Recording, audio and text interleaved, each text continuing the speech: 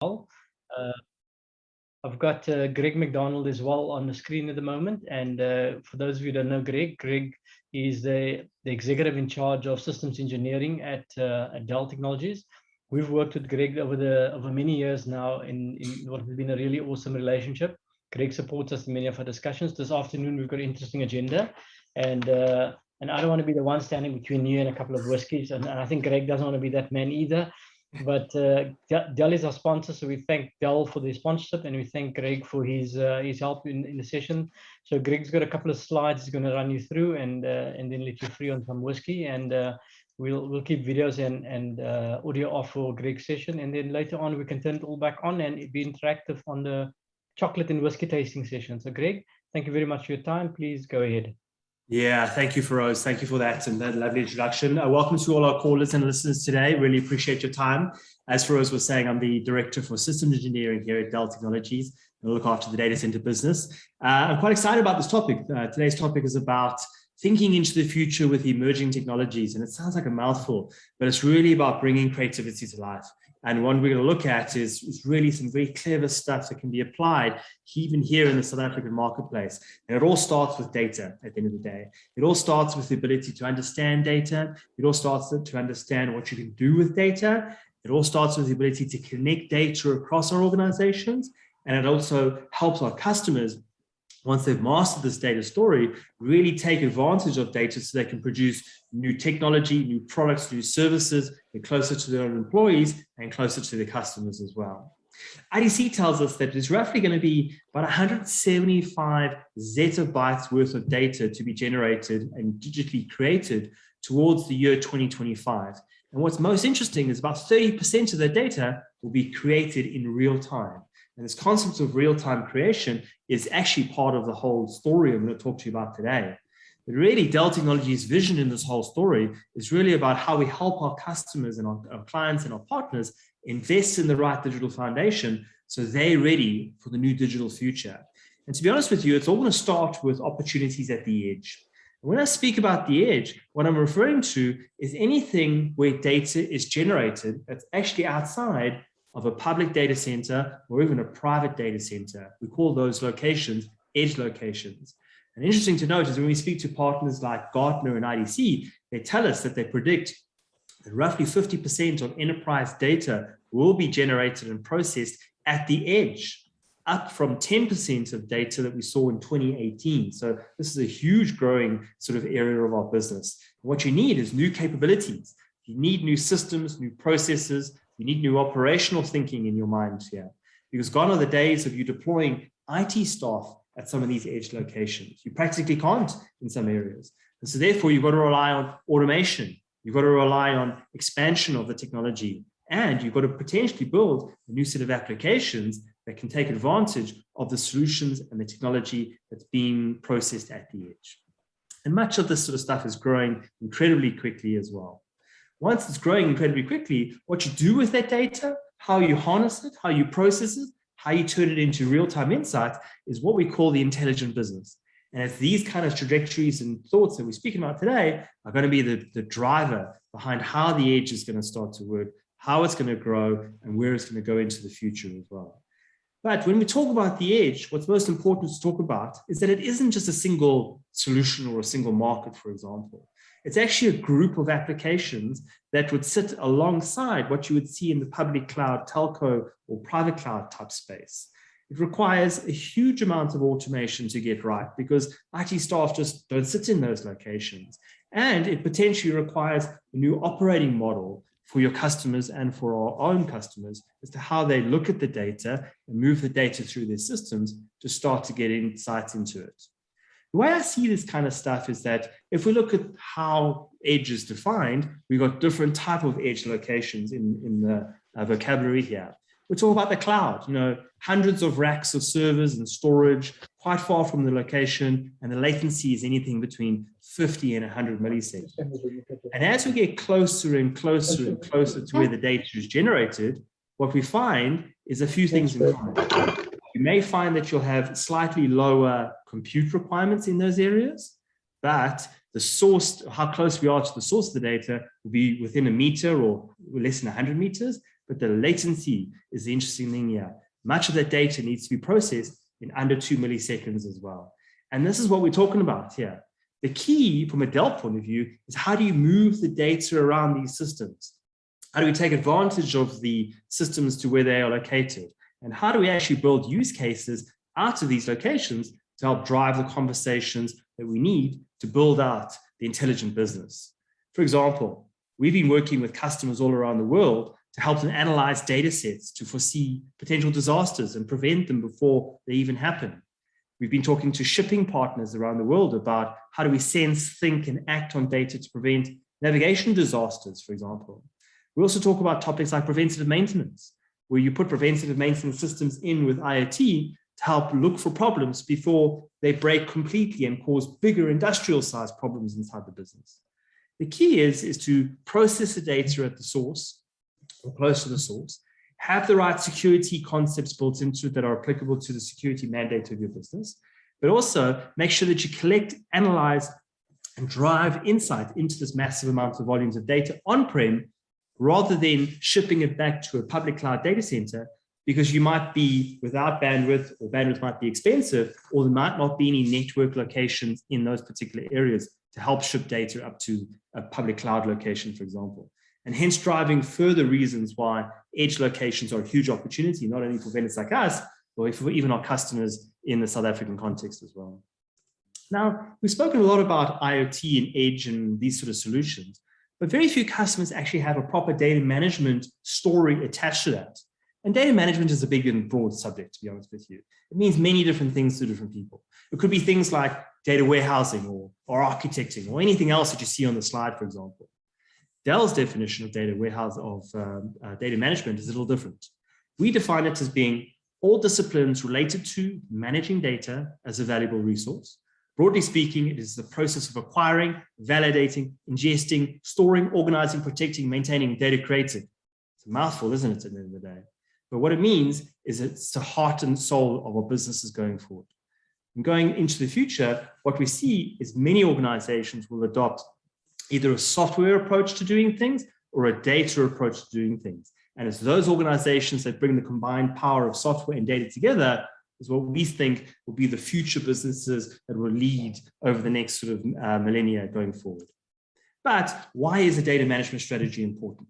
Well, it is important because organizations want to use this data and want to get access to this data so they can take advantage of what it brings to them.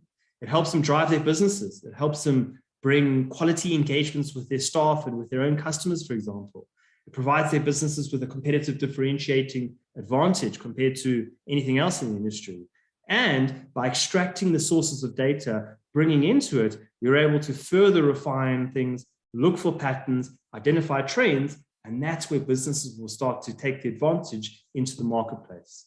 Like the diagram says at the bottom there, it is about raw data, moving into refined data, driving business intelligence to help businesses become quicker and better. But like I say with all these things, data management is a complex topic. The industry is struggling with it. You look at these statistics that you see on the screen here, and you can see that 95% of customers know that they need to use artificial intelligence and machine learning. But very few actually have the skills in their businesses to do so. Organizations tell us that analytics is the top of their agenda, but they don't necessarily have the systems, processes, and technology to do it. And they know that they need data or business intelligence and analytics to drive their business, but very few customers actually trust their data. And they tell us that the stuff is actually quite complex. It is complex because it's growing faster than what they can do with it, and it's coming across in different locations, and there's no single source of data. They tell us that the infrastructure to support these analytics and technology is changing and is complex as well at the same sort of time with many tools and procedures. And the business itself is not necessarily clear what it wants from the data. And what we're seeing is that those businesses that actually are clearer about the data and what they need from it are potentially the ones that are more successful. It also tells us that those businesses that actually do something with the data are even more successful in this particular context. And that for us is the heart of why it is so challenging to take advantage of a data management strategy within your business. At Dell, we think we've got the secret sauce laid out. We know that we can discover data, we can store it, we can analyze it, We have an end-to-end product portfolio of innovative technology solutions to help drive data management across the business. We have a lot of expertise in this particular area, and we've been doing it as part of our own business. And so where do you start in this particular area? Well, the easiest thing to do is to start with an assessment. Start to understand how data can transform your business. Start to think about where you are in your own personal journey. Where you are today, where do you want to go tomorrow? And bridge the gap with skills around data scientist potential, data engineers or platform engineers. And then finally, talk to Dell about how we've done it in our business, how we can help you do it in your particular business. Now, part of that whole sort of journey is about accelerating data management. And when we talk about accelerating data, there's nothing more important when we talk about accelerating things than the concept of 5G networks. 5G is the connectivity technology that makes all of this data work. It's the network fabric for the digital future, and it's happening right now. It's the kind of system that's going to connect both people, things, and systems. Now, you're probably going to ask me, what's Dell got to do with 5G at the end of the day? Well, you're quite surprised with this particular point. Dell's got a huge depth of technology in this particular area. We've been doing disaggregated and open network architecture for many years now. We've been on the multi-cloud, hybrid cloud operating model for also many years. We do it ourselves. We teach customers and partners how to do it as well. We were some of the first pioneers of virtualization, with storage virtualization, compute virtualization, and network virtualization. We've been selling to broad set of customers for many, many particular years, and we bring a huge diverse ecosystem of service providers and players together. Now, 5G is one of those transformative technologies, and it's transformative for a few reasons. And they connect back to what I've spoken about in terms of what Dell's value proposition is. It comes back to a couple of key things. 5G is the first mobile infrastructure technology built completely for the cloud. It's completely software defined from start to finish, as in completely virtualized, and runs on standard commodity type of hardware, nothing proprietary at all in the solution designs, and has three very interesting sub-technologies. The first is called URLLC. It's an acronym for Mobile Gigabit Connectivity. This is 1,000 megabits per second type of performance on a mobile handset across a mobile cell zone. The second is something called MMTC. What MMTC does, it creates environments where sensor data can be put together into the 5G network. And typically speaking about sensors, we can plug up to 1 million sensors in a square kilometer mesh network, for example. When you overlay that with something called slicing of the network, where you can actually subdivide the network into 3 particular tiers, one of those slices being standard broadband data performance for mobile phone users like you and I. We could also talk about mission critical slices, where you may be doing keyhole surgery remotely with a doctor sitting in another country. You want to make sure that that stuff works 100%. There must be no jitter with the hand on the surgeon, for example, especially when you're performing life or death surgery, for example.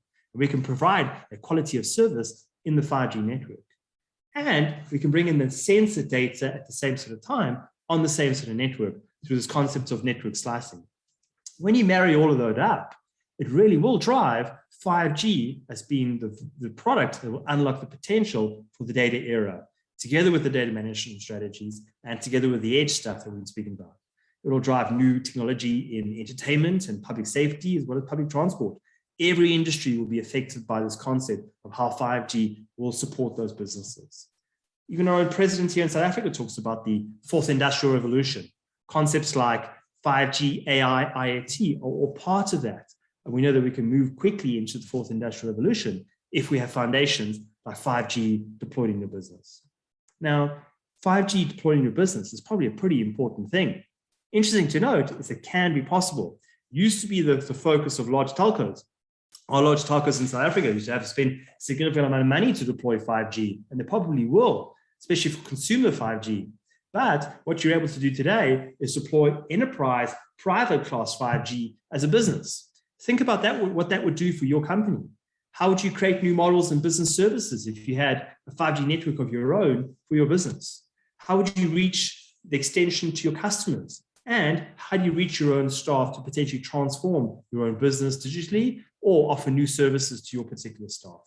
It all starts with 5G off the back of data management and off the back of edge. Now, data is amazing. We can do lots of things. And 5G is equally amazing, where we can move data around quite quickly. One of the advantages of all this data is when we start to think of things like artificial intelligence. Artificial intelligence is really a very clever topic. It takes advantage of massive amounts of data. When you overlay that from the edge and from a data management strategy, and we overlay that over 5G networks, for example, we can actually modernize artificial intelligence to the nth degree. And artificial intelligence could be concepts of machine learning and deep learning at the end of the day. They all form parts of this concept of artificial intelligence. But customers know and tell us that it's actually a challenging field of work.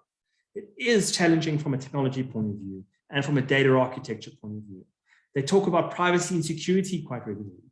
We also talk about ethics and bias in artificial intelligence. But what is important is to talk to a vendor like Dell and ask them how they're doing artificial intelligence. And we've broken it down into 3 particular categories. We call artificially on, or AI on, where we talk about Dell's strategy to enable infrastructure solutions that run AI ML workloads optimally. We talk about AI in our systems. So whether you're buying the brand new power store storage array and we use artificial intelligence to place the data effectively on the storage itself, or we talk about AI for our business. That's where we are using AI in our business to help drive structure and business processing inside our systems.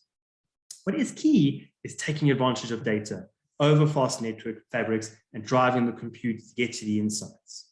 What's next for AI is where the interesting stuff comes. Most of the AI that we've been seeing today typically comes in wave 1 or wave 2. But we're nearing an inflection point as we enter into wave 3. Wave 3 is where we will create systems that reason, perceive, learn, and abstract the particular data. And it'll be up to those companies to take advantage of this next wave in AI, where you can take advantage of the algorithms to lead with technology and make AI easy in your business. We're the ones that are successful over the next few years.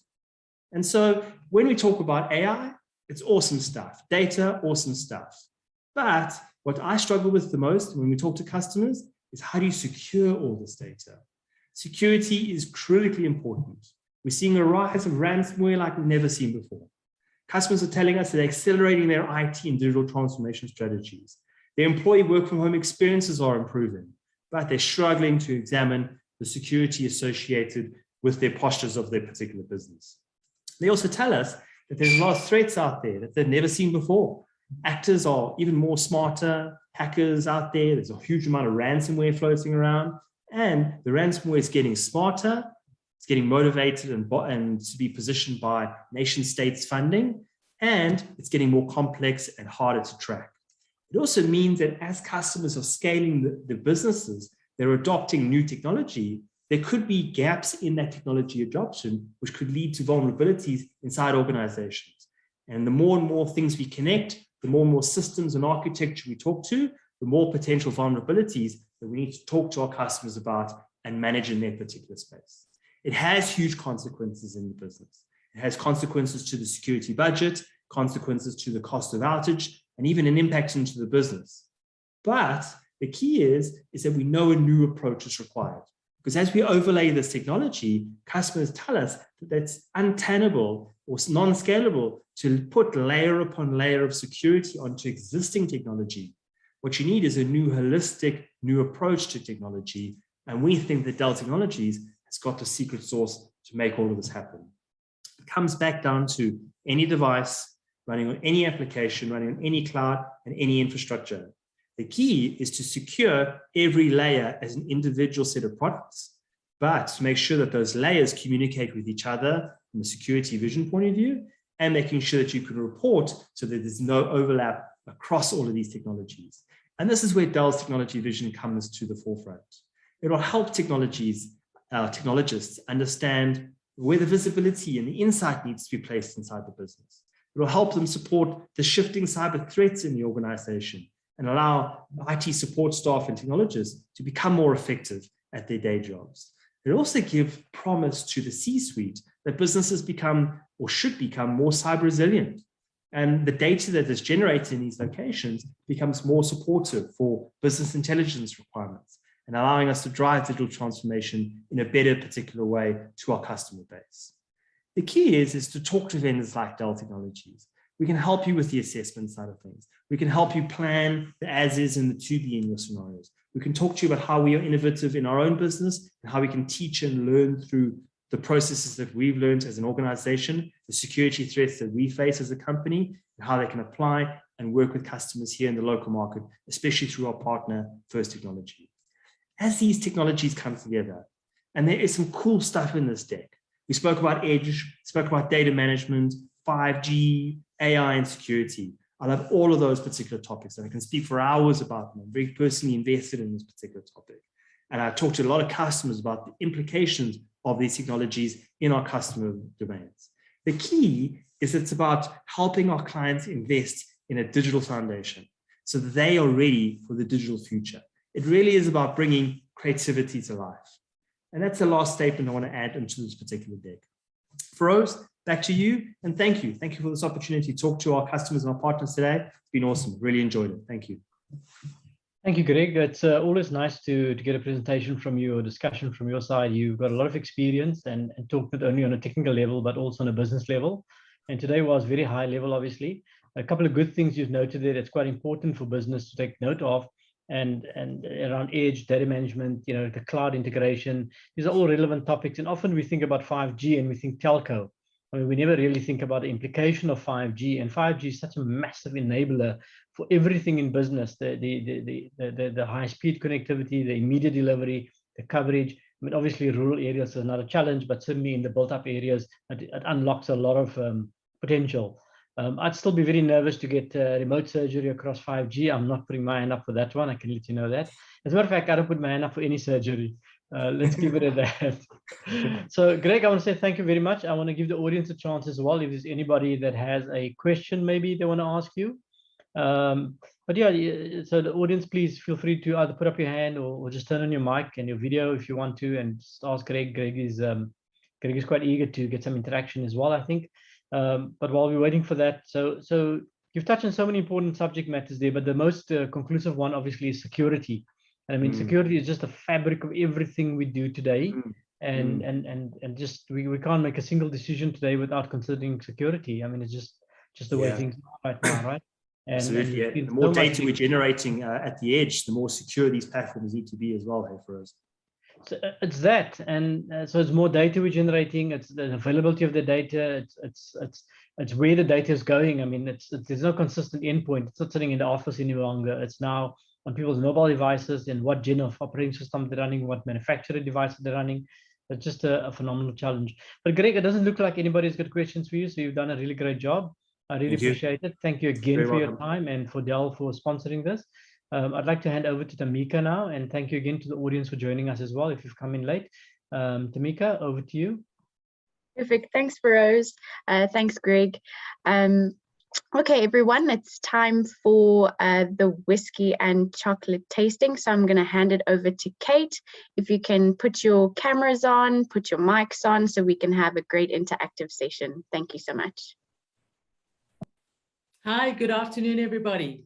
So could I ask you please all to put your mics and your videos on? Because I really want to see those faces. I want to see if you like the chocolate, if you don't like the chocolate, and how much you love the whiskey. I can see two people. Can anybody else put their... Please don't be shy. Faces? Yeah, please, guys, don't be shy. We know what you look like anyway, because we met you before. And we don't hold it against you if you're having a bad hair day or anything. And I really don't mind if you're in jammies. Yeah, I don't want to see any jammies, but that's okay, Kate. I hear you. Oh, no, come on, guys. We still got lots of you. All right. So welcome. Thank you very, very much for staying online and joining us in our wonderful, we like to call it our whiskies of the world, but a wonderful world of chocolate as well. So I'm Kate Waller. I've got the chocolate tier. And if you have, I hope you've unpacked your boxes, opened your boxes, and not put your sticky fingers in your boxes yet. Have you all got them open? Laid out? Yes, no, yeah, we're all sorted. Please, you can take your mics off. There are a few of us. We can. It's all about an interactive. So what I often think about is when I eat chocolate, I've been in the chocolate business for a long time now, but I still have this habit of taking that slab of chocolate and then ripping the paper off and shoving it down my throat. And at the end of the day, scratching my head and wondering what the heck just happened and why I did what I did.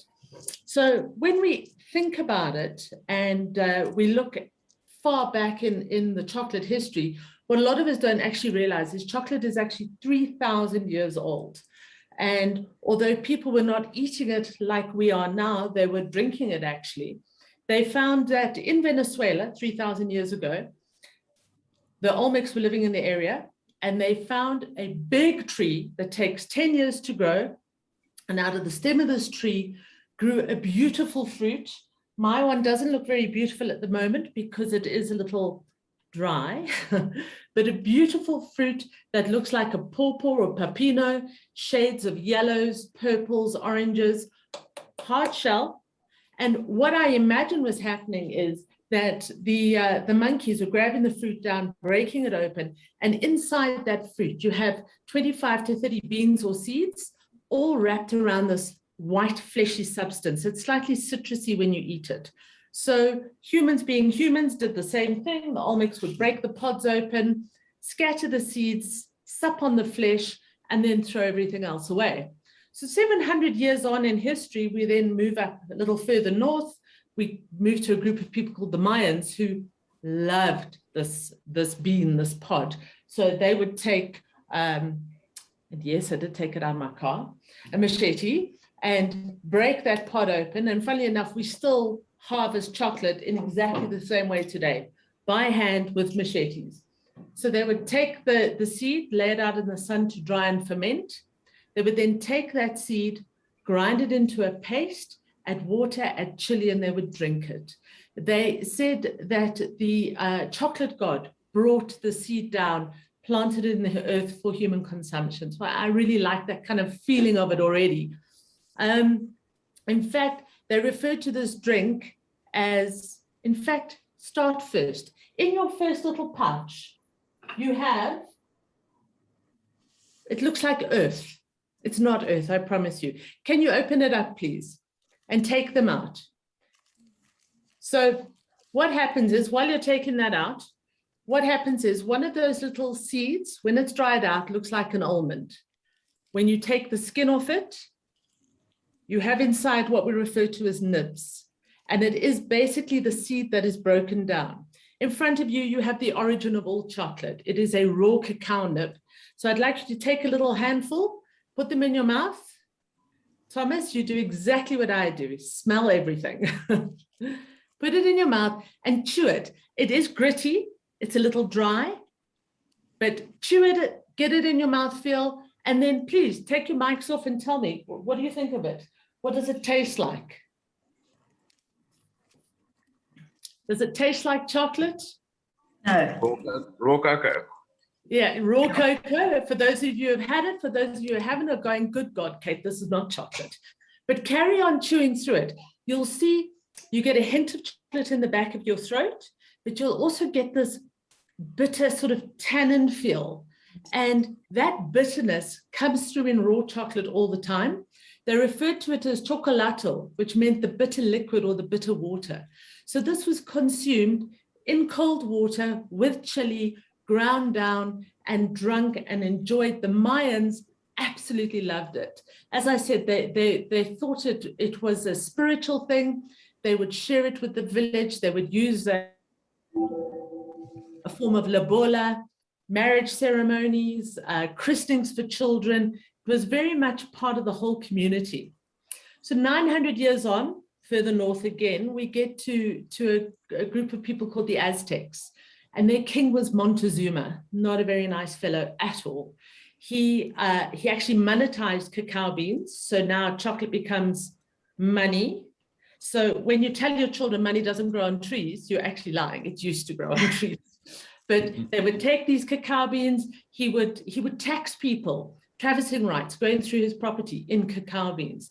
He would send his soldiers down with his traders further down south to where the Mayans were still living so that he could trade for cacao beans, because cacao only grows 20 degrees north and 20 degrees south of the equator.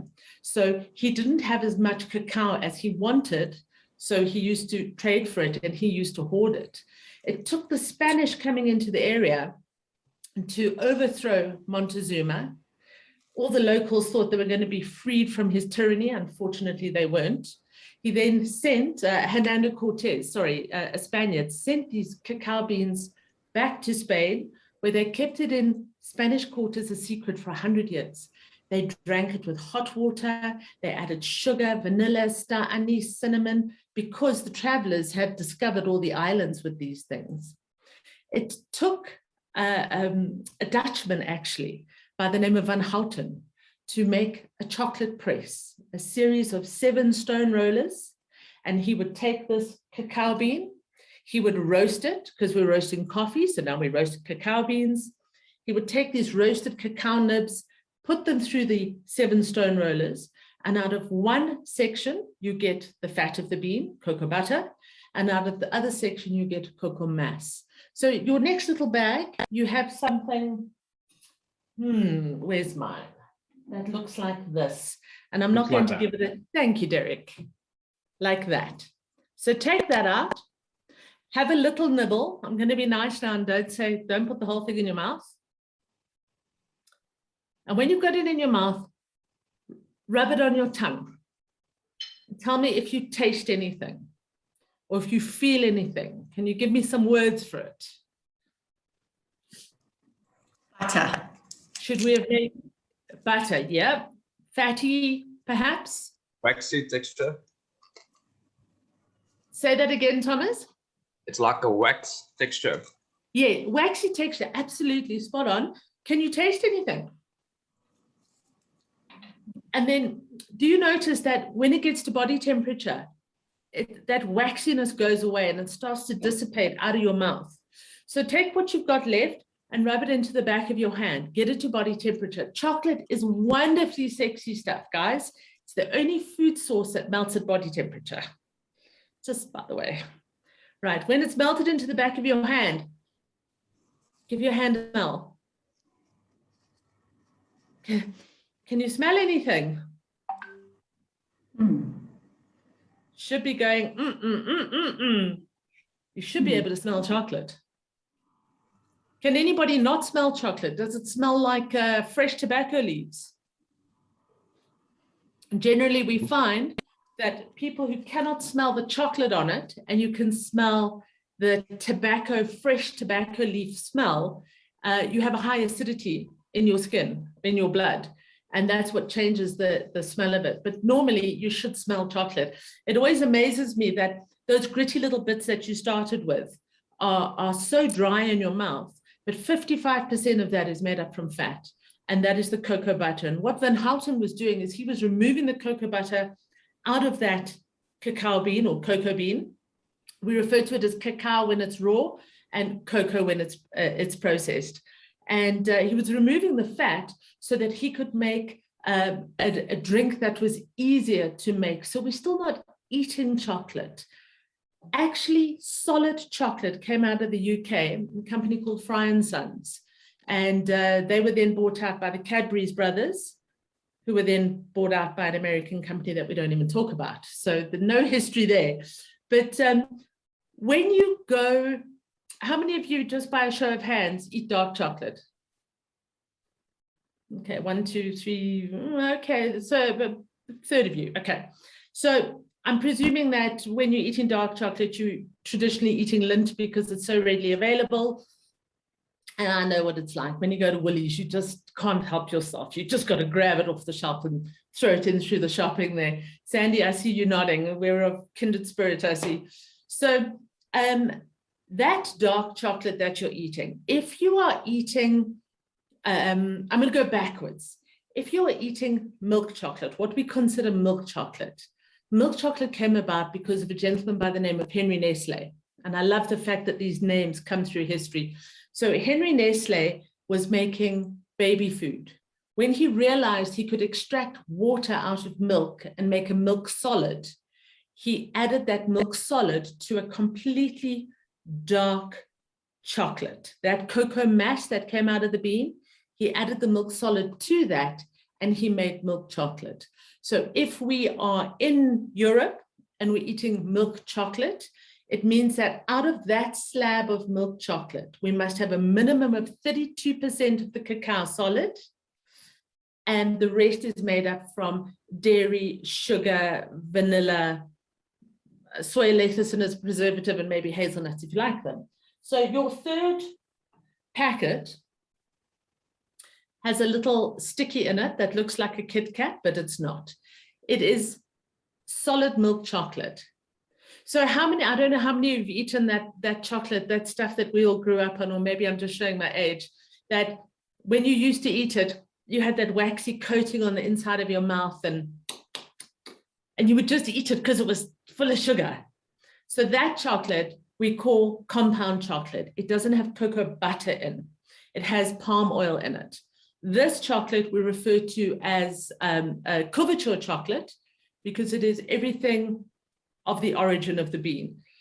This chocolate in particular is of African origin, so the beans are Ghanaian, vanilla from Madagascar, sugar and dairy from South Africa. It is a minimum 32% cacao solid.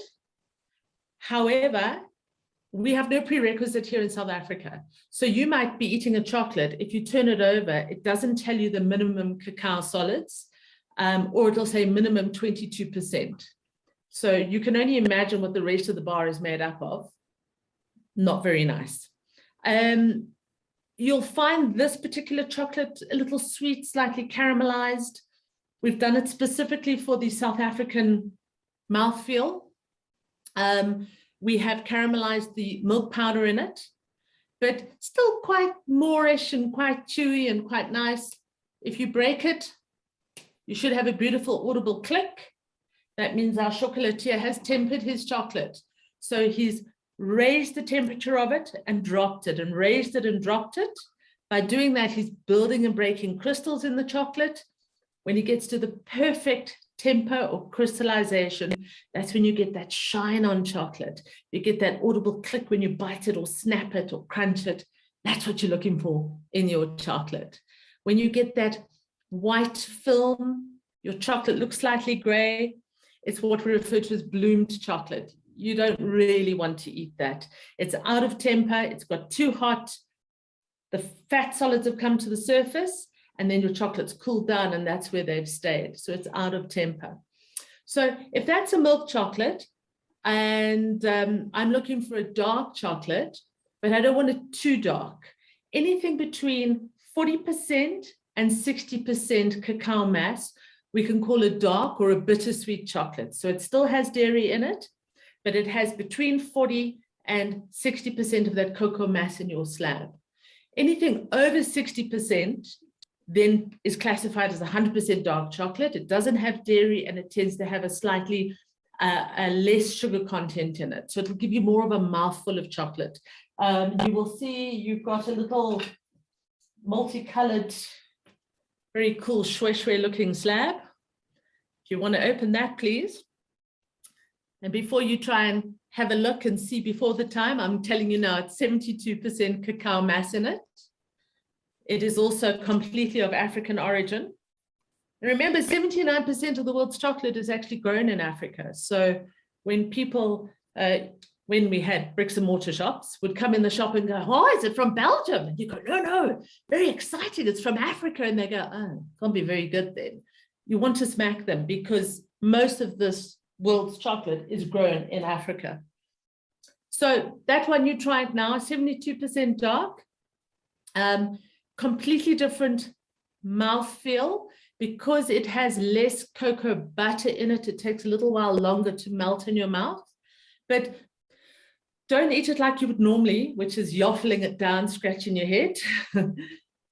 Let it melt on your tongue, chew with your back teeth. Just get that, breathe in through your nose. We're in a private party here. Nobody can see you pulling strange faces.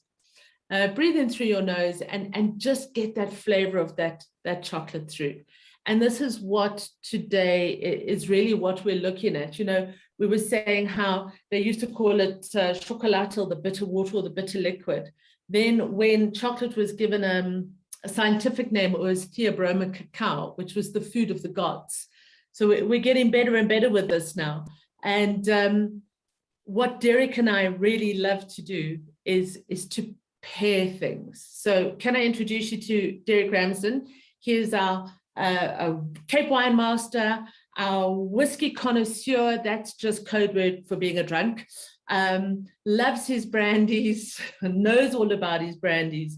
But today he's going to bring us through the whole story of whiskies of the world, and we're going to pair them with chocolates. And I just hope I've given you enough info about chocolates to really see where we're going in your flavor palette. Over to you. Thanks, Derek. Thanks, Kate. Good afternoon, everybody.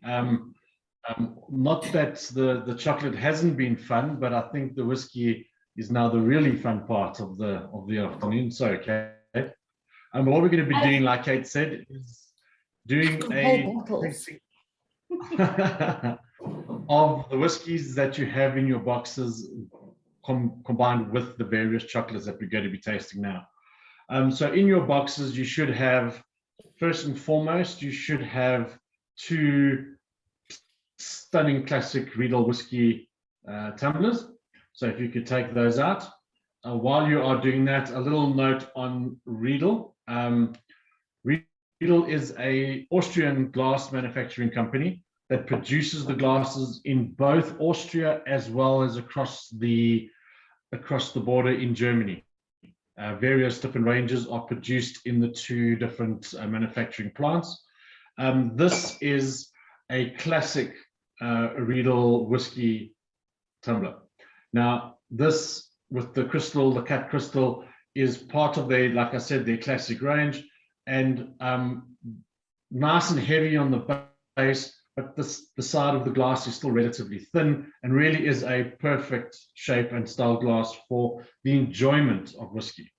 You'll see during the tasting that I'll be using that, as well as a more shaped glass where it has a little bit more of a closed top. That's just for me to be able to taste and smell the aromas of the whiskey a little bit more, and so that the aromas actually remain in the top of the glass. So I'll be using this as well as my Riedel tasting glasses, my Riedel whiskey glasses as well. So Riedel produce various different glasses amongst the range, specific glasses for specific types of wine, for specific types of spirit, including Hennessy, for example. Hennessy Cognac had a glass specifically designed for the Hennessy VS.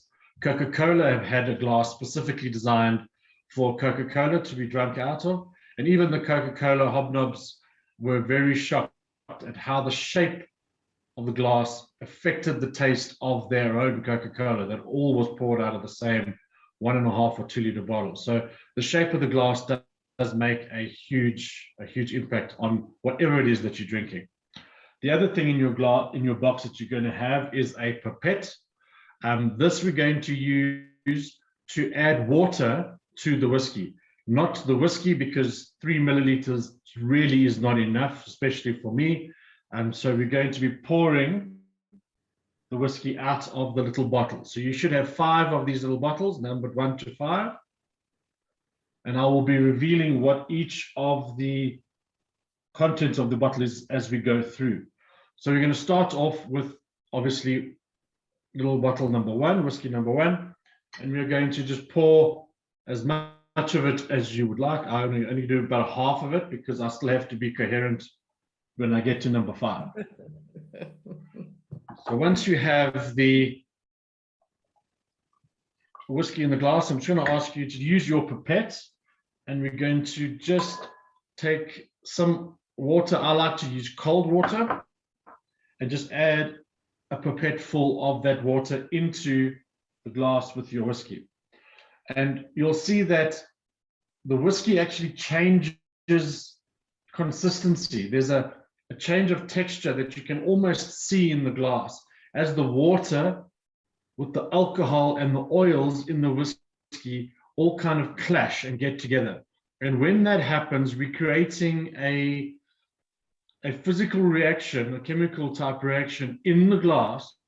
And what happens with that is that little drop of water, 2 to 3 milliliters of water, is going to release the softer, the more subtle characteristics in the whiskey. And this is true for not only whiskey, but any spirit.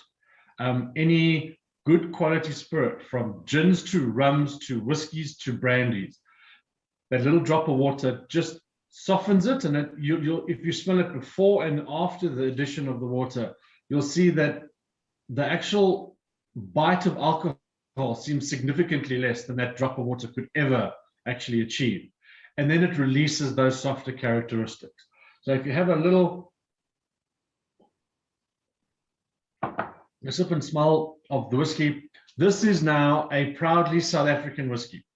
And as the one that Kate showed her full bottle of, makes my little bottle seem very, very petite. This is the Baines Cape Mountain whiskey. So Baines Cape Mountain whiskey is produced in the Western Cape, in the Wellington area. It is produced at the Sedgwick's distillery in Wellington. Really, really pretty distillery, and it has the beautiful backdrop of the Wellington Mountains and the Simmonsburg on the other side. Beautiful, beautiful place to visit. When you hear the adverts for the Baines, they talk about the very unique hot maturation temperature that the whiskey actually matures in.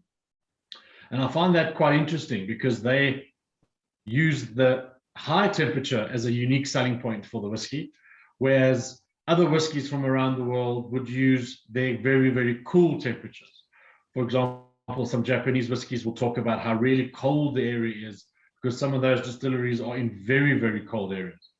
Same with Irish and Scottish whiskies. Those are obviously much cooler, and they would use that temperature, that cool temperature, as a selling point for their whiskey. So the point is, no matter where the whiskey is made, no matter where the distillery is situated, it always has the perfect conditions for the maturation of the whiskey. Well, that's what they say, at least. So this, the Cape Baines Mountain whiskey, is it was started, first launched in 2009, and has won significant awards over the years. I think they've won best brandy in the world, or best single grain brandy in the world. Whiskey. Is it whiskey, Kate? Yes. Single grain whiskey in the world. Four times since it's been launched. So they have been really, really successful. The interesting thing about it, like I just said, it is a single grain. So all whiskies are separated into 3 major categories: single grain whiskies, single malt whiskies, and then blended whiskies, and then everything kind of in between those 3. This is a single grain, which means it is produced entirely from corn. Because South Africa grows a hell of a lot of corn, this is entirely what's used for this. Whereas Scottish whiskies and Irish whiskies, they tend to use barley. American, some corn and some rye and a few other things as well. But this is 100% corn, which gives it that really nice caramelized sweetness character on the palate. So what we're going to do to balance that sweetness is, in your little square boxes of goodies and the little box of chocolates, we're going to start at the top left-hand corner, which has 2 items of chocolate in it. Number 1, we have a slice of orange. Half of it is dipped in dark chocolate, half of it is not. And then we're going to have another little piece of chocolate, which is the little finger. The finger is a slice of orange peel dipped in dark chocolate. So what we're going to do is we're going to start off first and foremost with the slice of orange. Now I want you to take a little bite of the unchocolate part of it, which is the very, very candied, the sweet candied orange section. You're going to take a little bite of that. Quite a sweet orange characteristic. And now with that, have a little sip of your Cape Baines Mountain whiskey.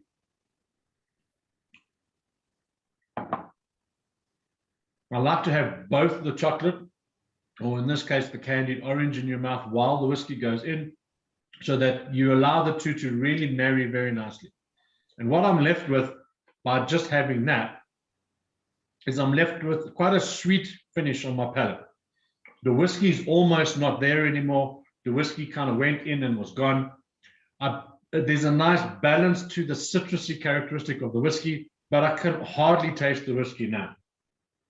Now I want you to take a little bite of the other side of the orange, the part that has been dipped into chocolate.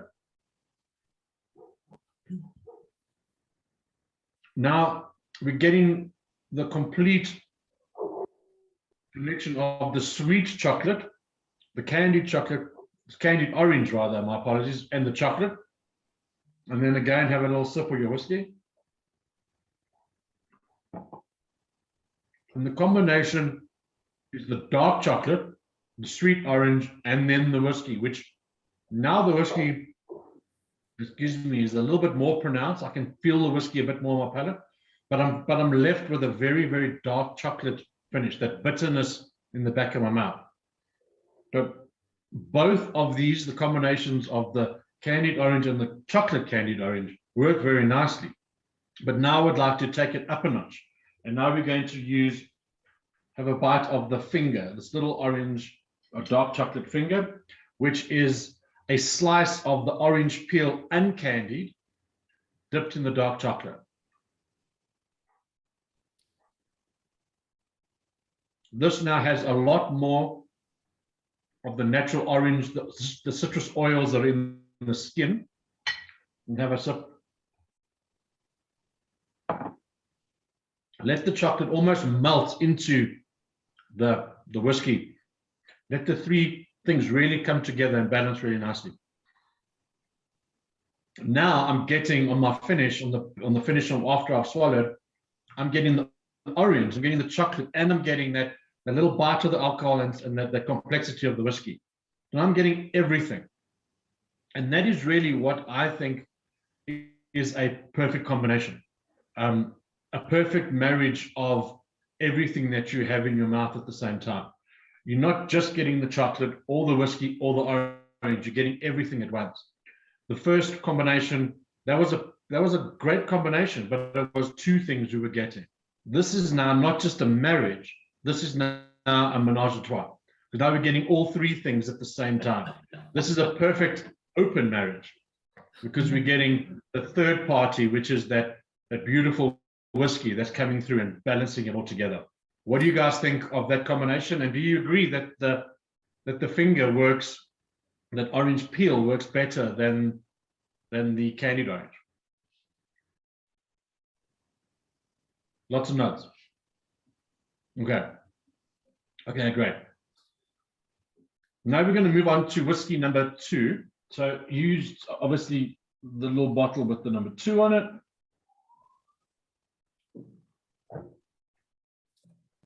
Again, I'm going to pour some into my glass, and then I'm going to use the pipette.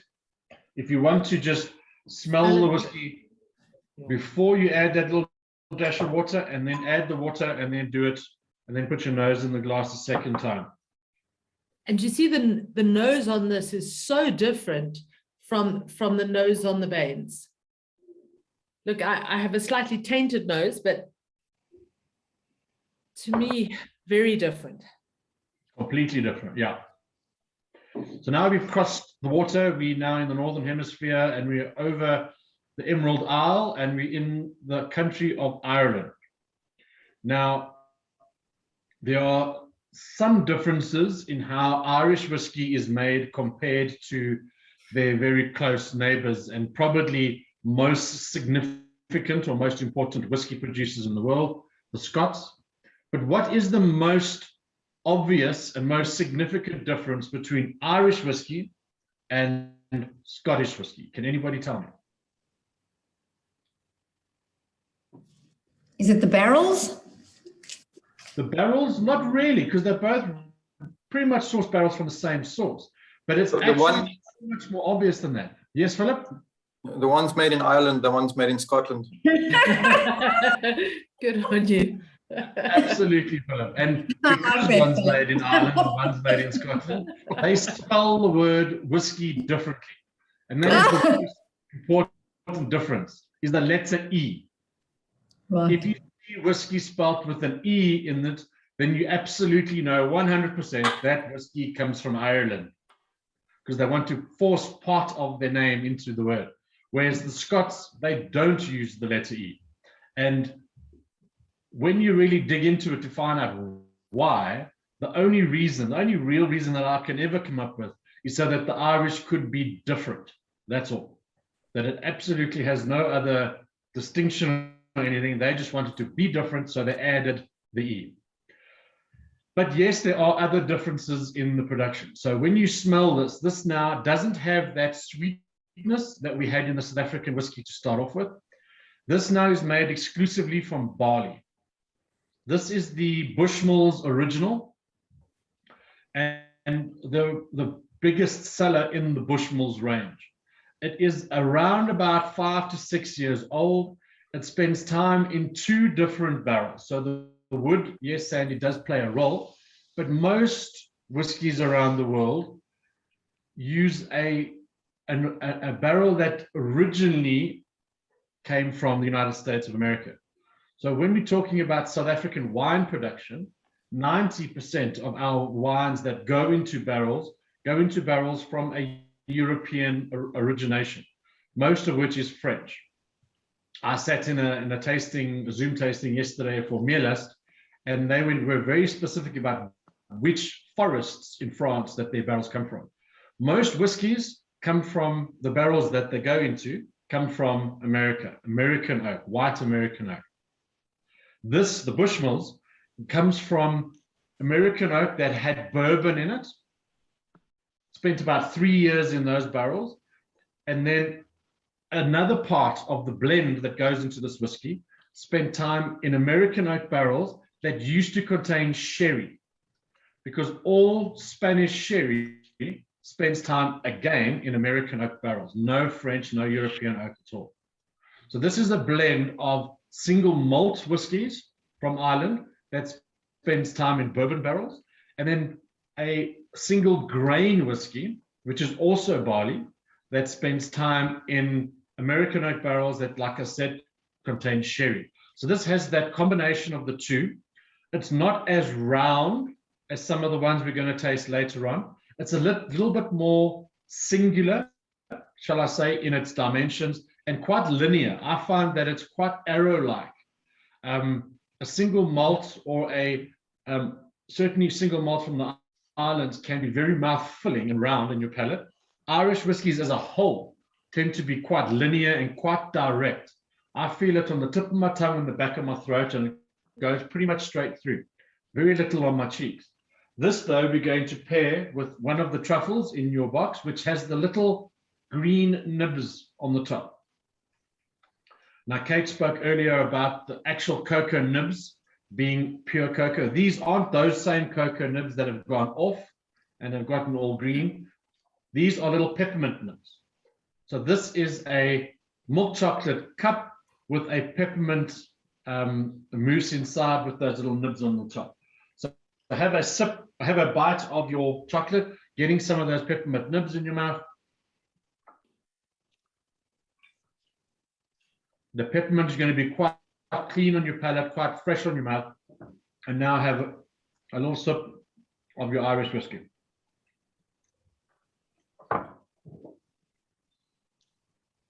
Now for me, because the whiskey is quite linear and quite clean, that little bit of peppermint in the chocolate just adds to that and adds to that freshness on your palate and leaves your mouth feeling quite clean afterwards.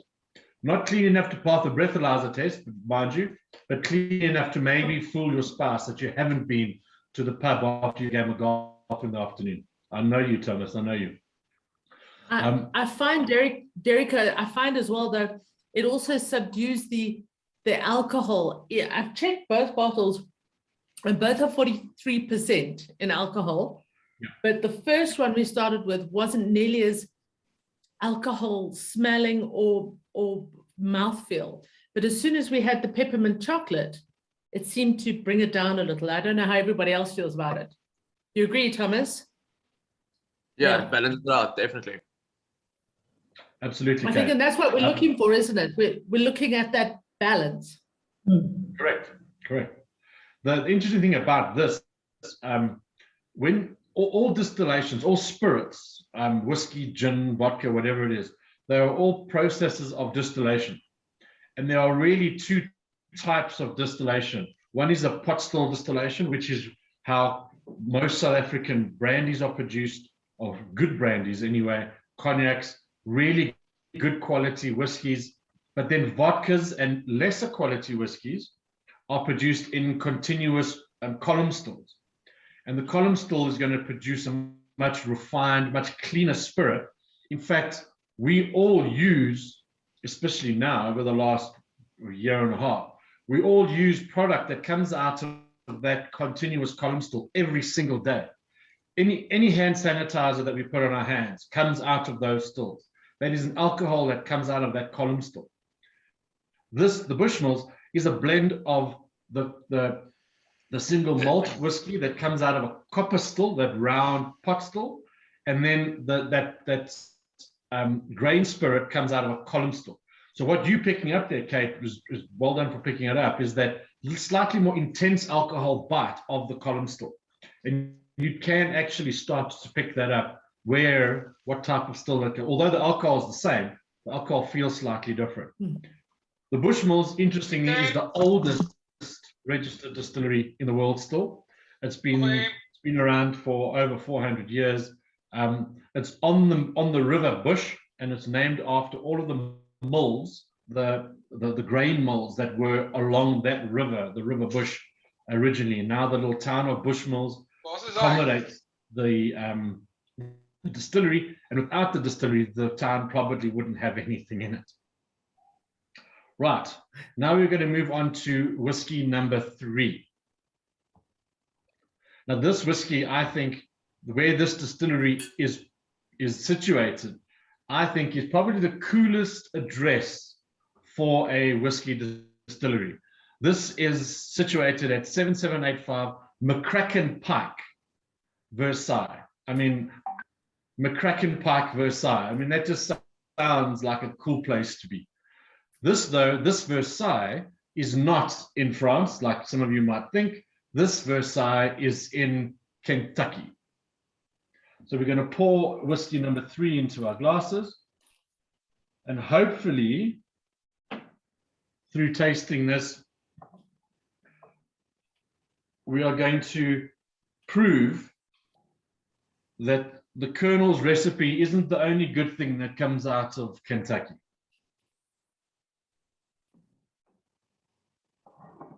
So you're going to pour a little bit of that in your glass, and I'm going to do the same thing again and add my little drop of water with my very cute pipette. This now in your glass, as you can see by the color, it's a lot darker in color than the previous 2, and significantly darker, in fact, than all 4 other examples that we are tasting today. There's something on the nose immediately that I get on the nose of this whiskey than any other of these whiskeys, and that for me is spiciness, smokiness, but most importantly, sweetness. This is quite sweet on my nose, even sweeter than the first one from South Africa. So this is American. This is a bourbon. So American whiskeys are separated into 2 major categories, one being whiskey and one being bourbon. Bourbon has to come from Kentucky. So it's not just the chicken, it is this beautiful bourbon that comes from Kentucky. And this Kentucky bourbon, the rules that define it, obviously it has to come from that particular state, but it also has to contain at least 51% corn. This has about 70% corn, about 20% rye, and that rye is adding that spiciness to the whiskey. The corn is giving it that sweetness, and then the balance is made up of barley. All American bourbons tend to have a sweet characteristic. In fact, most American whiskeys. The one that I'm sure all of you are thinking of when you're thinking about an American whiskey is Jack. Now, Jack is not a bourbon at all. Jack is a Tennessee whiskey. Jack Daniel's is the only distillery in Tennessee. So it is absolutely the only Tennessee whiskey. And the weird part about Jack Daniel's is if you want to buy Jack Daniel's, you can't buy it near the distillery, because the distillery is actually in a dry county within Tennessee, and you can't buy alcohol. So you have to travel, much like residents of Hart Bay used to do up until about 2 or 3 years ago. They had to travel outside of Hart Bay to go purchase their alcohol. You have to travel outside of the little county to the bottle, and the bottle store is literally 100 meters from the border. So they know what they're catering for to get your Jack Daniel's. This, though, is the Woodford's Reserve. Now, I personally think that a lot of American whiskeys can be a little bit too sweet for me. This, I think, is so delicious. And I've converted a few people that were anti-American whiskeys or bourbons because of this particular glass. Yes, it has that sweet, spicy characteristic, but it has a lovely, full nose and quite a full palate once we get to taste it. The chocolate we're going to be tasting it with is the little round truffle with the white lines across it. Now, as Kate will probably shout at me now for saying that this is not actually a truffle. I'm right, eh, Kate? You're going to moan at me. This is a bonbon, right? Yes, that's right. So a truffle has to have 70% of chocolate in it and 30% of dairy, be it butter, buttercream, normal cream, butterfat, condensed milk even. So this is a bonbon. You'll see it's got lots of desiccated coconut in it. And so not a truffle.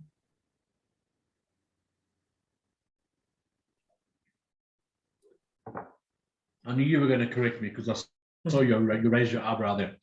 So yeah, so this bonbon has that desiccated coconut, and the reason we've used that is because coconut is inherently sweet, but it has that roasted characteristic to it as well, which I think on both levels of this particular Woodford Reserve, it balances and connects with both of those little highlights in the whiskey. It connects with the sweetness and connects with that roasted, spicy characteristic that the whiskey is deriving from the barrel.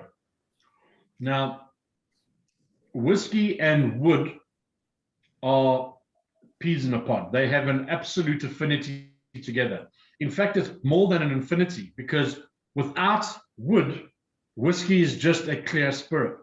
In fact, some could say that whiskey without wood is vodka, because some vodkas are produced using grain. So there is a American vodka that's on the shelf now in South Africa that is made exclusively from corn. So it is a clear spirit. So wood is really what gives whiskey 50 to 70% of its characteristic. All of the color is coming from the barrels. So the wood is going to give the spirit its spiciness, its caramelization characteristics, its sweetness, and the color in the glass. Because this is also obviously American oak, it's giving that really good coconutty character, because coconut is probably the highlight or the most significant flavor component that American oak tends to give whatever it spends time in. In South African, in white wines, for example, it gives that coconut candy flossy characteristic, but in whiskey, it almost always tends to be that coconut. I think now, that is the link. an awesome pairing. Sorry, what's that, Kat? So I was just saying, I think that is an awesome pairing. Thank you very much. Just absolutely works for me. Absolutely. And what's surprising is when Kate and I started to go through the range of chocolates and a range of whiskeys to find the right one, the first 20 chocolates we chose were all dark chocolate, because obviously it has to be dark chocolate and whiskey because of the intensity of flavor. But as you can see, 2 of them already have been milk chocolate because of the subtlety of the chocolate, because the whiskeys haven't been that pungent. And that milk chocolate and the coconut, I think, are absolutely beautiful. This spends time in those American oak barrels, but those American oak barrels are brand new. So most bourbon spends all of its life in brand new American oak barrels. And the newer the barrel is, the more color and the more flavor, the more sweetness, the more coconut it's going to give the spirit. Once this spirit spent time in those new American oak barrels, because they only use the barrels once, those barrels then get their passports stamped and could get stamped several times. The Spanish love American oak. Most Spanish red wine, Rioja, go into American oak barrels. All Spanish sherry goes into American oak barrels. Brandy from Jerez in Spain goes into American oak barrels. And going back to the South African, the Baines Cape Mountain whiskey, this spent time in two different, that's the one, okay, in two different second fill, which means they've been used once before, American oak barrels that used to contain bourbon. So the bourbon barrels, once used once, like the one that we're tasting from Woodford Reserve, that barrel then goes elsewhere. Mm-hmm. Both of the next two that we're going to taste also spend time in American oak that contain bourbon. So that really is the continuous theme through all five of these whiskeys. Is every one of these spirits spent time in barrels that were from America and used to, or still do, in this case, contain American bourbon. I just wanted to show you the bottle as well, which is really, really nice for this. And just look at the color on that. It's really amazing. The other significant difference between this and all the others the first two others we've tasted rather, is this is slightly higher in alcohol. So this they say is 90.4% proof. So the Americans use the term proof. That is basically double what our alcohol is. So if on our bottle says 43%, like the first two, that equates to 86% proof. So this is about 45.2% alcohol, so slightly higher than the first two. And you can, I think, feel that alcohol on the finish. Not so much while you're sipping on it, especially when the chocolate's involved. But on the finish, I can get that little bite of that extra alcohol in the back of my mouth. Do you guys have any questions so far on the first three whiskeys we've tasted? Okay, then we are going to jump ahead to whiskey number 4. The lightest color in the lot. I think this is quite a light, almost a wooded Chardonnay kind of color. It doesn't have much of that auburn or tawny kind of color that you'd expect from most whiskeys. A point of difference from the origin that this comes from, because we've now crossed the ocean again, we're back in the Northern Hemisphere, and we are in Scotland. Excuse my awful Scottish accent. I tried to watch Billy Connolly to get my accent right, but I can't understand what he says, so it doesn't actually You'll be help. effing and blinding if you do, so don't take it from Billy Connolly. So this is now the Auchentoshan Scottish whiskey. It is a single malt from Scotland, and that what makes this slightly different to most Scottish whiskies that we taste is this is a lowland single malt, and it is the only distillery that is really, really in the middle of Glasgow. So the only distillery that you can really visit when you're in Glasgow is the Auchentoshan. And if you don't know, if the bottle that you picked up at Macro is the Auchentoshan, it's the one you really can't pronounce. That is the Auchentoshan. It's spelt nowhere like it sounds, but this is now a single malt from Glasgow. Is this the 3 wood or the normal one? This is the American oak. So this spends time in American oak, and I think you're correct that it is 3 different versions of American oak barrels. You're absolutely correct. Philip, you're the only person I have met who knows the Auchentoshan. Except I didn't call it that, but I won't say what I used to call it. It sounds like a throat infection, I know. Go on, tell us, what did you used to call it? Not a chance. Choo, choo, choo, choo, choo. So yeah, this now has, it is 100% barley and a single malt, although by reputation, a single malt automatically means or is perceived to mean that it is of exceptional high quality. It doesn't really mean that. And South Africa is the biggest consumer of single malt whiskies outside of Scotland and England. So we consume huge amounts of single malts because of that perception that single malt is of a high quality. And often it is. I'm not saying that it isn't. Often single malts are much rounder and more complex spirits because they are more looked after than maybe some others. But then if you look to Chivas Regal, Chivas Regal is all about the blend. And I think the new Chivas Regal advert it's about being a blend and about life being a blend. And you can take spirits from various different distilleries and various different malting processes and blend them together to highlight or to fix errors in the distillation process. Whereas a single malt means that it is a single malting process from a single distillation from a single distillery. End of story. Like the Bushmills was a blend of single malts with single grain whiskies. This is now a pure single malt that only comes from one malting process from one distillery. Like Philip said, it goes into all American oak, but three different versions of American oak. American oak that used to contain bourbon, American oak that used to contain sherry, and then American oak that used to contain other whiskies.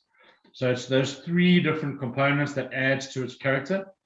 But for me, what I like about it is that it's round without being too bold on your palate. It still has that kind of clean finish to it.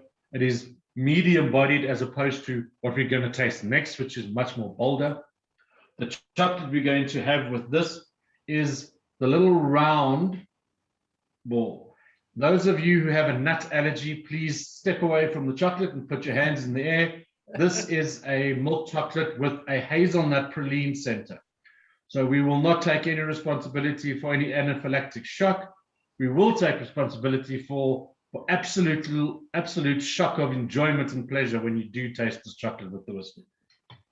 So have a bite of the chocolate. Get some of that hazelnut praline into your mouth.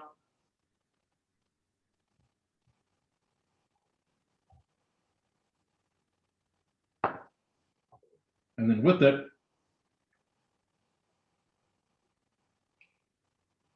have a sip of the whiskey, let the chocolate melt. Because of the praline center, it melts quite quickly into the spirit and actually just really balances the flavors of the whiskey together really nicely. What do you guys think of that? Maybe I've had too much, but this is definitely my favorite. Now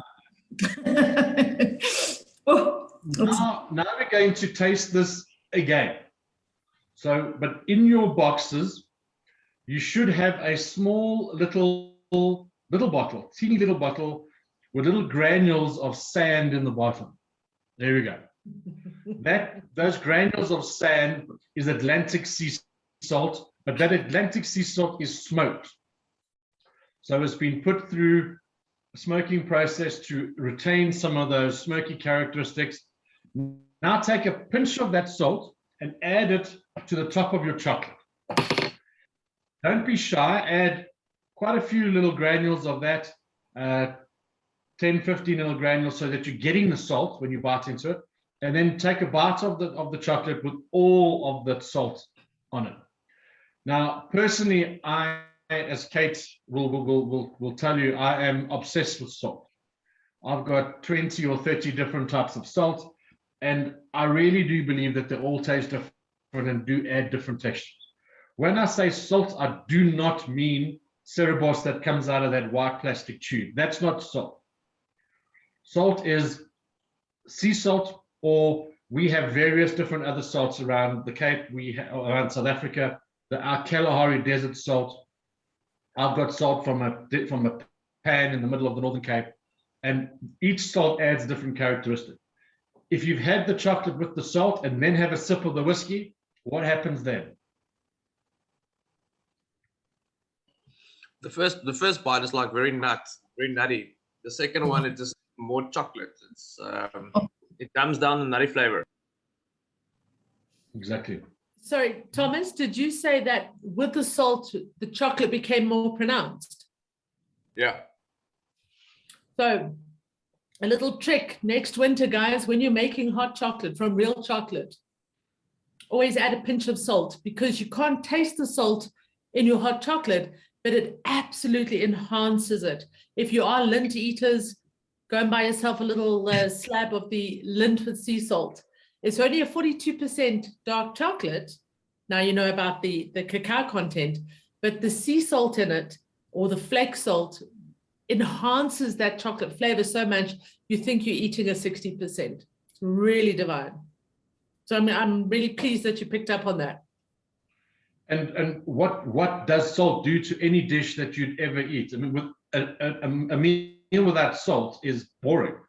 With the salt in the dish, it just brings out the flavor, because salt is a flavor enhancer. So Thomas, what you said is spot on, that the first thing it does is it brings out the nutty characteristics and then the chocolate characteristics. But what I like about it is that salt seems to become quite salty in flavor, obviously because it's salt, but it has that salinity on the finish with the whiskey as well. And I really like the combination of that. So like Kate said, a little bit of salt in your hot chocolate. I'm not sure about the next winter thing. We're still in winter, okay? No. I've been assured you guys in the Cape need to keep your cold weather with you, please, okay? Yes, Sandy, you're laughing. You keep the cold weather with you. Our winter hasn't even started yet. I know the game. I said to my husband already, we're now done with it. I'm cutting the plants and I'm planting the veggies. And he said, just watch the Cape. Woolies close. Very cool. Okay, this winter, guys. Helena, you look shocked at the idea that winter's not over.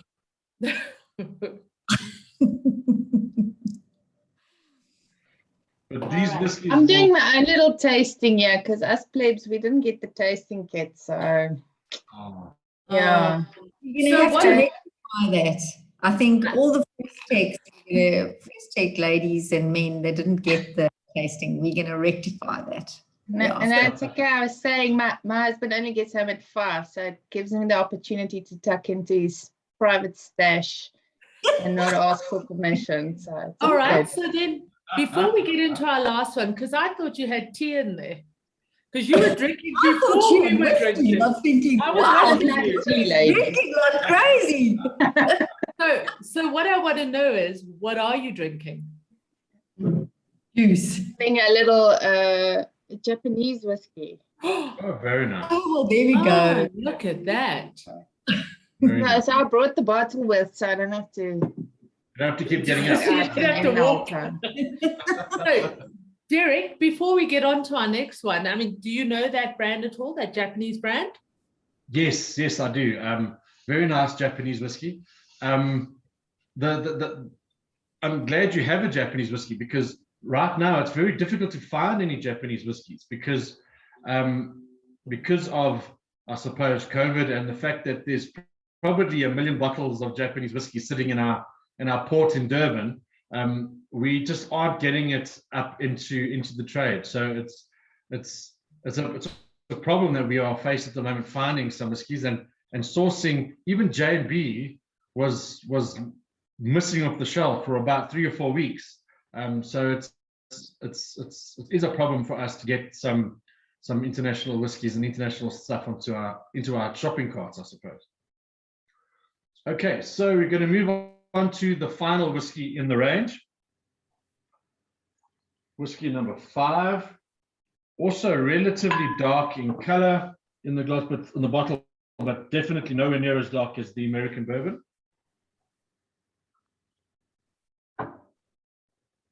And before you add that little drop of water with your pipette, just have a little smell of this particular whiskey.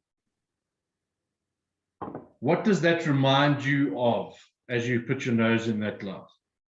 Other than hair on my chest. Yeah, I Other think than- Smells like medicine. Medicine. What kind of medicine, guys? You both said medicine.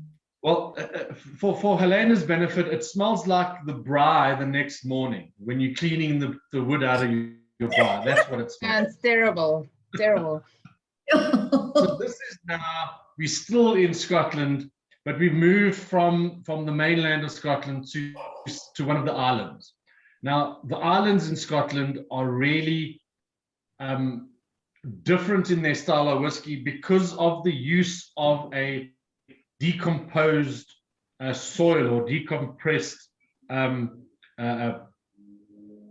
product that grows in the marshes, and that is peat. Sean, it's not oom peat. Oom peat was not harmed in the making of this whiskey, but this is the peat that it grows in the peat bogs, and it's almost a compressed charcoal, a wet clay substance that is compressed over hundreds of years.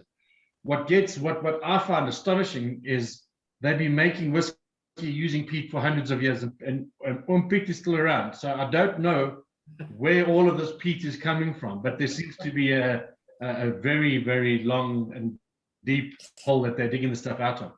But that peat is used in the malting process of the whiskey. And that peat, when it gets burnt during the malting process, adds a significant smoky, burnt wood kind of characteristic. And that level of peat goes from low, very subtle levels to about mid-range, which is what this is, to really, really stupid levels of smokiness. Lagavulin, the peat monster, which is the one whiskey that Kate will simply not drink, is one that has huge levels of peat in it. That is the medicine up the wazoo, that stuff. Absolutely, absolutely. Oh. And what I get, even when if you don't wash this glass, you'll still smell this whiskey tomorrow morning in your kitchen, because that smell just seems to permeate. This, though, like I said, is probably mid-range in the peat category. This is from Talisker. So this is the Talisker 10-year-old. And the Talisker 10-year-old is from the island of Skye.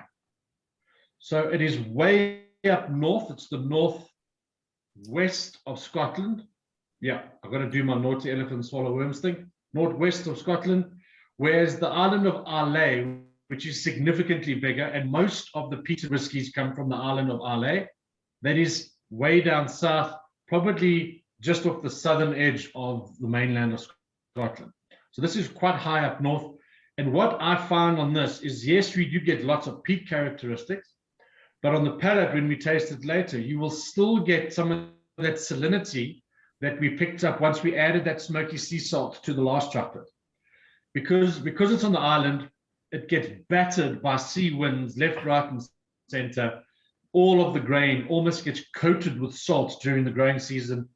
The water, even though the water that they use for the distillery is right behind the distillery, and it is fresh water, there is still some saltiness in that water.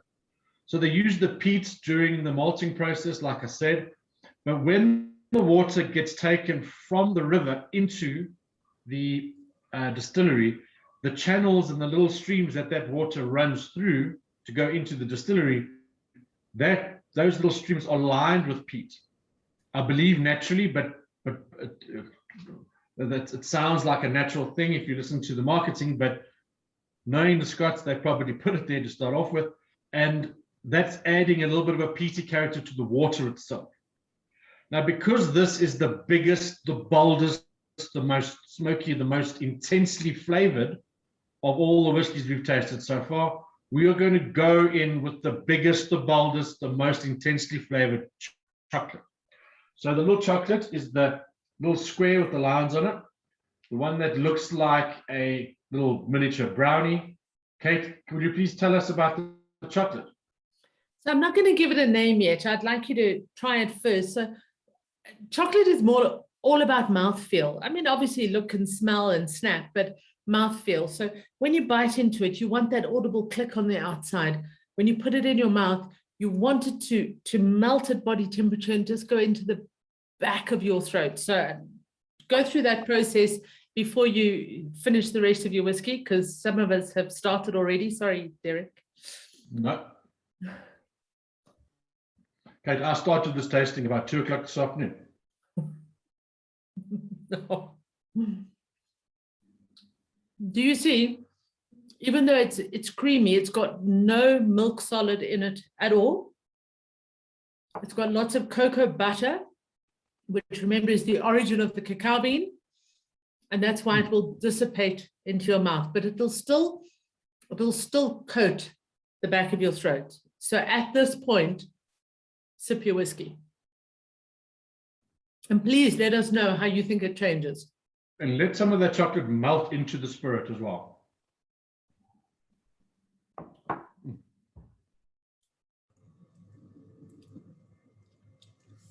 I'm still finding that medicinal, but definitely the chocolate more like a Lindt cacao, that very dark. I agree 100%, because I know I do this tasting and I've done it, but each time is different for me. And I agree. I think this time it's making the chocolate a lot more bitter. Now, this truffle is known as 80% extra bitter, but when you eat it normally, it's not that bitter. But as soon as you add the Talisker to it, you get that really intense bitter chocolate to it. I must admit, Derek, this is not my No. not my vibe. Actually, the chocolate was fine. Sean, Thomas, Philip, Dion, tell us, yes or no? I love peaty whiskey. I have bottles of Lagavulin. I've got Talisker. I've got all kinds. Love it. Have you got Peat Monster though? No, not that one. But Lagavulin, I think, is pretty much up there. Oh no, that's really up there. Absolutely, that is serious. I'd like to see the hairs on your chest now. Hang on, just a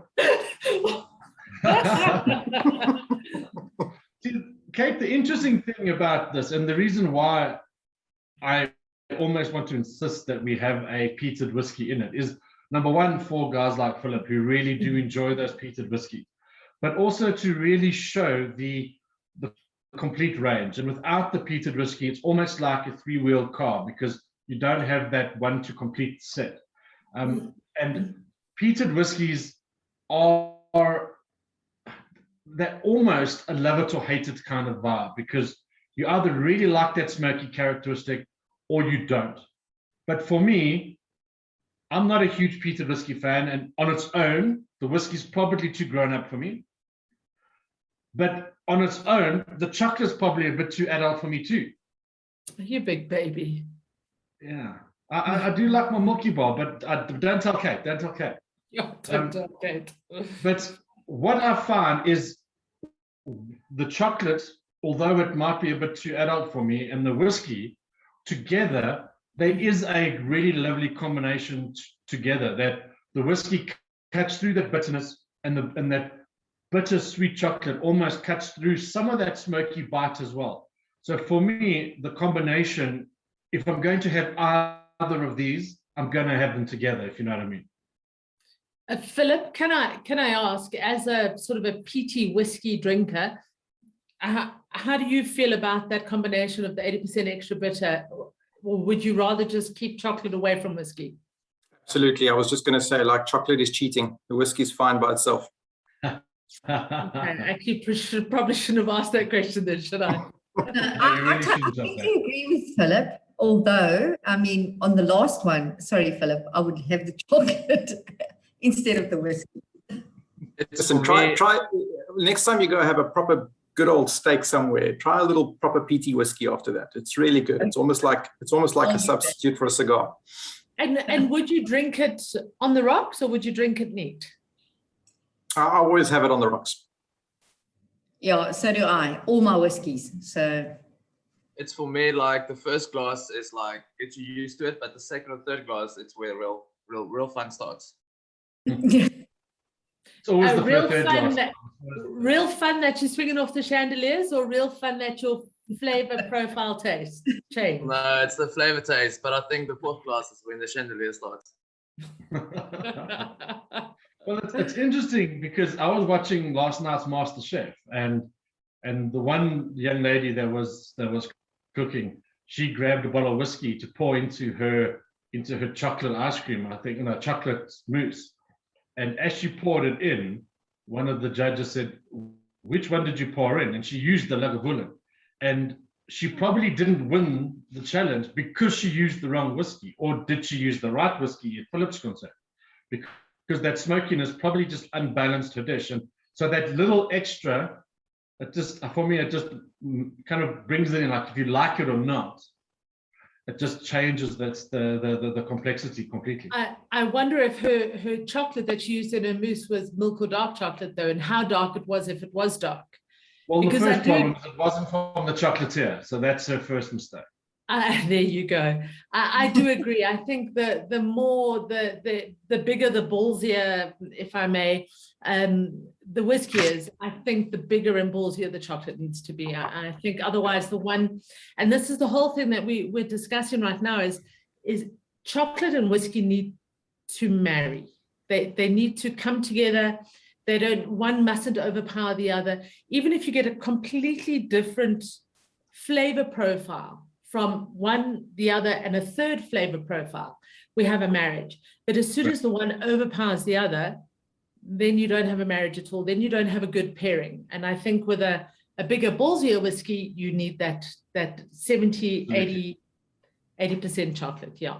Absolutely. And for those of you who still have some of your previous whiskeys, if you go back to whiskeys 1, 2, or probably 4, and then have it with another bite of that double dark bitter chocolate, the chocolate is probably going to dominate the whiskey. So you do need that balance of intensity, really. The interesting thing about the Talisker, and for the movie buffs among you, the Talisker distillery, the land that the Talisker distillery is on, was sold, or leased rather, to the distillery by the Clan MacLeod. It was leased by the Clan MacLeod originally in the 1800s, and then recently, probably in the 1930s, again, maybe they signed a new lease. Where do you guys know who the Clan MacLeod is? Or which movie represents the Clan MacLeod? Vikings. That's all I know. Braveheart. Braveheart. And it wasn't Braveheart either. It was that one where Queen sang the theme song, wasn't it? Exactly. You're right, Philip. It was the Highlander. The Highlander with the guy who kept repeating his life. Yes, okay. No, exactly. It's not Groundhog Day, Kate. But he was. No, okay, sorry. He couldn't die. How's that? He was immortal. He just couldn't lose his head. That's right. That's right. The thing I'd like to a quote that I'd like to leave with you guys, if you just don't mind me looking at my phone, to end the tasting with, because that is the last of it. And it's something that Mark Twain said, is that too much of anything is bad, but too much of whiskey is a good start. That's a good start. I like him. And can I also his words actually say, barely enough, but that I love chocolate. I love the history of chocolate, and the history of chocolate is phenomenal. But I went back and I looked at the history of whiskey. So we say chocolate is 3,000 years old. Whiskey is 1,000 years old. And the term whiskey comes from a Gaelic word, which means water of life. Exactly. So go and enjoy your food of the gods and your water of life. And thank you very, very much for all of you for joining us. For those of you who put your cameras on, thank you. It's really nice to see faces when we're doing this. And we hope we see you again. If you need any questions answered, you just get hold of us at the chocolate. Mute, Kate. No, she's popped it on mute by mistake. I'm a little bit technology challenged. Thank you very, very much for having us. Thank you, Tamika. Thank you, everybody. Thank you, Kate. Thanks very much. Thank you, Take care. Thanks, guys. Bye-bye. Thanks, guys. Thanks so much. Helena, don't drink too much whiskey. I'll try. Stop her now. Got a good head start now. Cheers, guys. Bye. Thanks, Bye. Thank you. Bye-bye.